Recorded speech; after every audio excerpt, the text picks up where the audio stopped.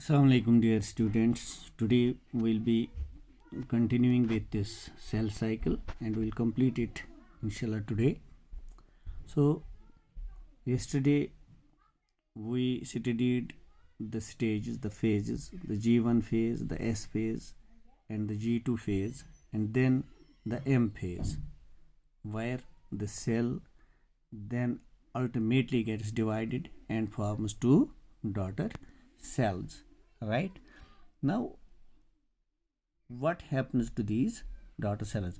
Initially, we see that we are having one diploid cell which underwent these stages, which entered G1 phase, S phase, G2 phase, and then M phase, and got divided into two daughter cells.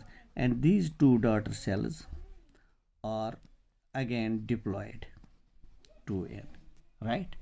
But these are smaller in size. So, to get larger in size or to grow to the extent that they can perform the functions, the specialized functions, they again enter into this G1 phase, right?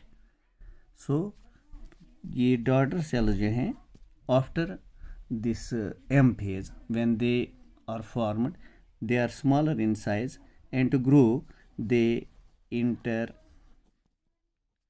into G1 phase, right?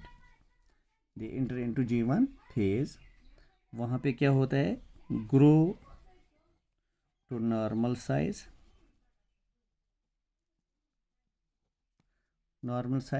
and come out. फिर जो है इस cycle से वो बाहर आते हैं, come out to perform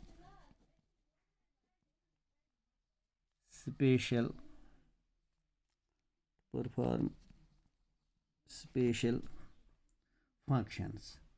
ठीक,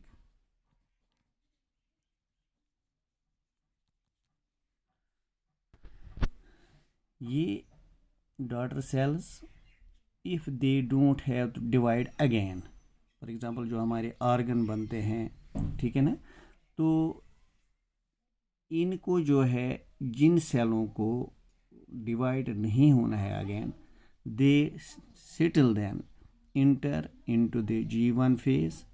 वहाँ पे जो है वो कुछ टाइम के लिए रहते हैं, राइट?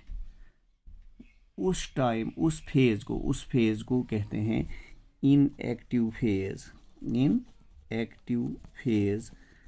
मगर ये इनएक्टिव होता है for division only, for division. इस फेज में ये डॉटर सेल जो हैं they remain there for some time and this phase is called as G0 phase. मैं यहाँ पे ये डिनोट करूँगा एक एरो से, ठीक है? This is called as G0 phase. और इस फेज में ये फिर आगे नहीं जाते हैं because they have to perform some specialized function, and as such they come out of this cell cycle. और हम इसको कहते हैं differentiation.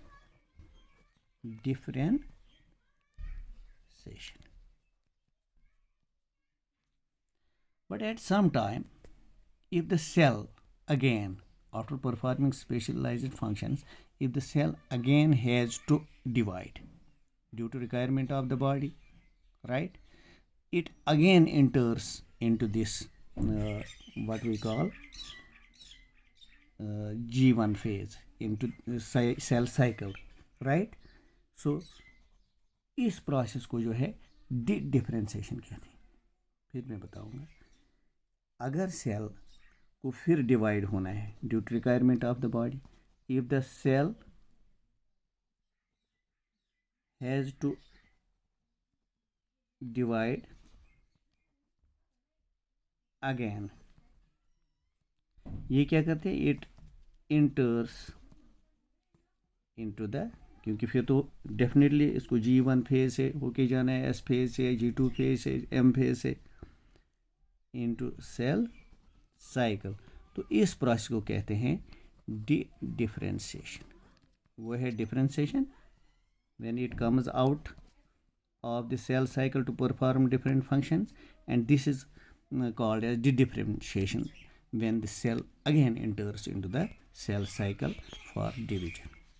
फिर जब ये सेल डिवाइड होती है, ठीक है ना, जब ये G1 फेज़ में एंटर हुई, वहाँ पे protein synthesis RNA synthesis increase हुई, इसका साइज़ ग्रो हुआ, फिर उसके बाद ये एस फेज़ में एंटर हुई, एस फेज़ में इसका जो है डीएनए रिप्लिकेशन हुई, फिर G2 फेज़ में वो हिस्टोन प्रोटीन्स बने, बाकी जो भी फॉर्मेलिटीज़ होती हैं वो पूरी हो जाती हैं, फिर एम फेज़ में जाके फिर ये जो है क्या कहते हैं, ये डिवाइड होती है, डॉटर सेल्स बनाते हैं, फिर G0 फेज़ में रह के अगर ये फिर वापस आती है बाहर to perform special this functions, इसको फिर इस प्रोसेस को हम कहते हैं redifferentiation. So if the cell again comes out of the cell cycle, then we call it as a redifferentiation.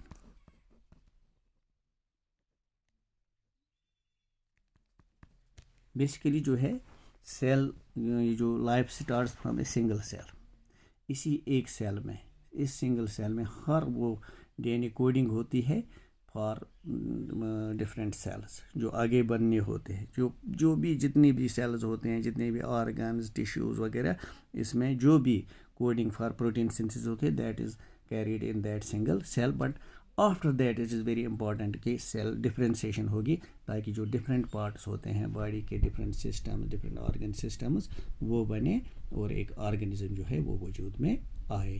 Right. So now the next part is C value, जो हम यहाँ पे डिस्कस करना चाहिए.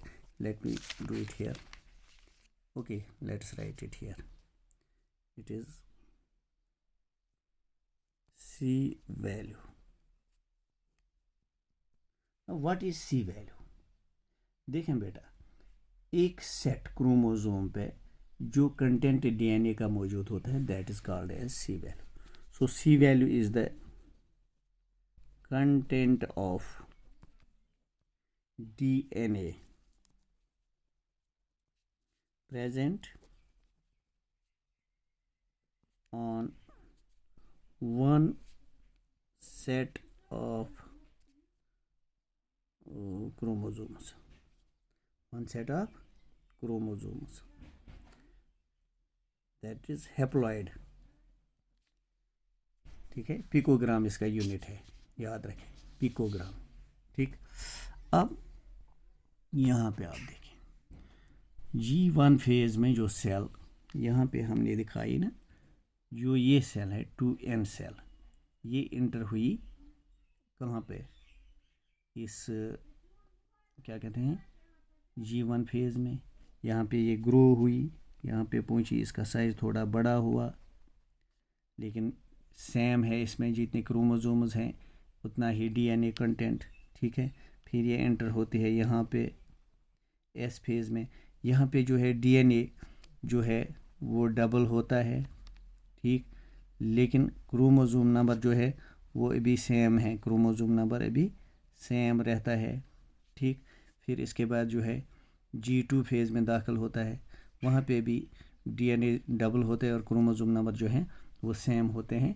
ये थोड़ा मैं आपको यहाँ पे स्टेप वाइज बताऊंगा कि यहाँ पे जो है ये G1 फेज़ में हम देखते हैं क्या होता है. देखें, जो हम पेरेंट सेल लेते हैं वो हम लेते हैं कि वो डिप्लॉयड है 2n. ठीक. इसका मतलब है जो सी वैल्यू डीएनए कंटेंट होता है, डीएनए कंटेंट, उसको हम सी से डिनोट करते हैं, सी वैल्यू उसको बोलते हैं. इसका मतलब है हैप्लॉइड क्रोमोसोम एन में होता है वो सी 1C. जब हम 2n लेते हैं तो इसमें होता है 2C. तो ये पेरेंट सेल जो है इसमें क्रोमोसोम नंबर जो है, क्रोमोसोम नंबर वो 2n है, और ये जो क्या कहते हैं डीएनए कंटेंट वो 2c है। That means in G1 phase जो सेल साइकिल में इंटर होती है उसमें क्रोमोसोम नंबर होता है 2n और c वैल्यू होता है, that means content of DNA वो भी होता है 2c, राइट, क्योंकि हैप्लॉइड क्रोमोसोम में होता है c।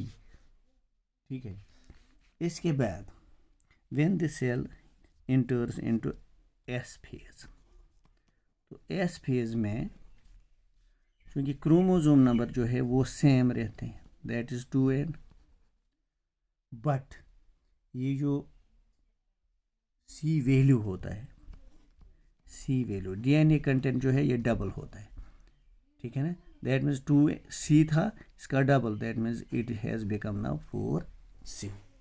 This is in s phase. देखें क्या होता है, ये अगर मैं लेता हूँ यहाँ पे क्रोमोसोम, ठीक,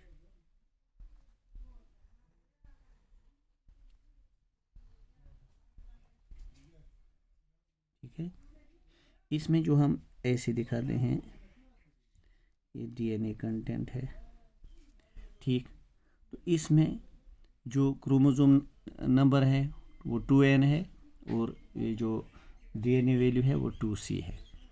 जब s फेज में हम जाते हैं तो वहाँ पे क्या होता है, ये जो क्या कहते हैं, मैं यहाँ पे दिखाऊंगा थोड़ा सा,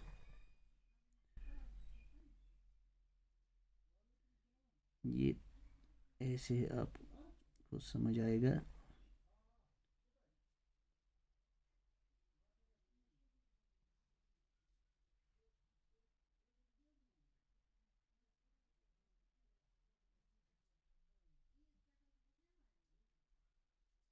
यहाँ पे जो है ये डीएनए कंटेंट था, ये डीएनए कंटेंट था, ये डीएनए कंटेंट था, ये डीएनए कंटेंट था, ये अब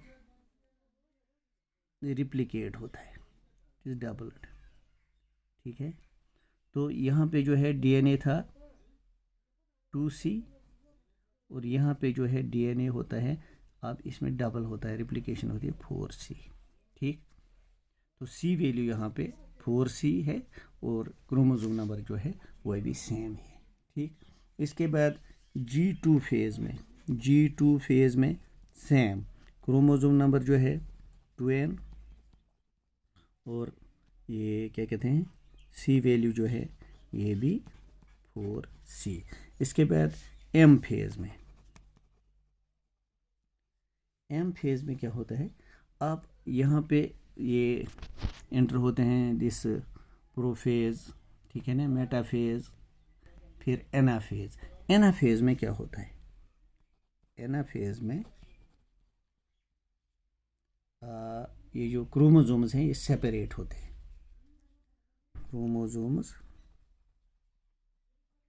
सेपरेट, ठीक है, और उससे क्या होता है, एंड इन डॉटर सेल्स,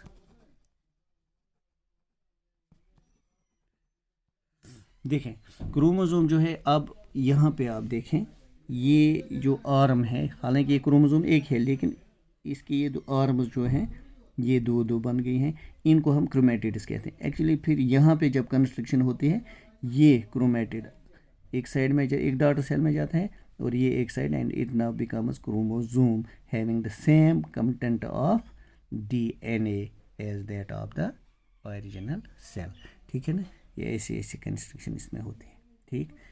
तो फॉर एग्जांपल अगर 46 क्रोमोसोम्स हैं, 46 जाते हैं एक डॉटर सेल में, 46 जाते हैं, दैट मीन्स डॉटर सेल में जो है क्रोमोसोम नंबर वो सेम रहता है, और जो डीएनए कंटेंट है वो भी सेम रहता है, दैट इज़ क्रोमोसोम नंबर भी इसमें 2n होता है डॉटर सेल में, और डीएनए या हम कहते हैं जिसको हम c वैल्यू कहते हैं वो होता है सेम जो ओरिजिनल 2c पेरेंट सेल में होता है।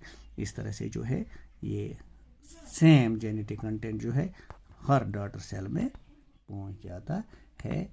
और ये था कि कैसे जो है प्रायर टू डिवीजन सेल में क्या चेंजेस आते हैं, and now we will be inshallah discussing the mitotic division and the meiotic division. Assalamu alaikum.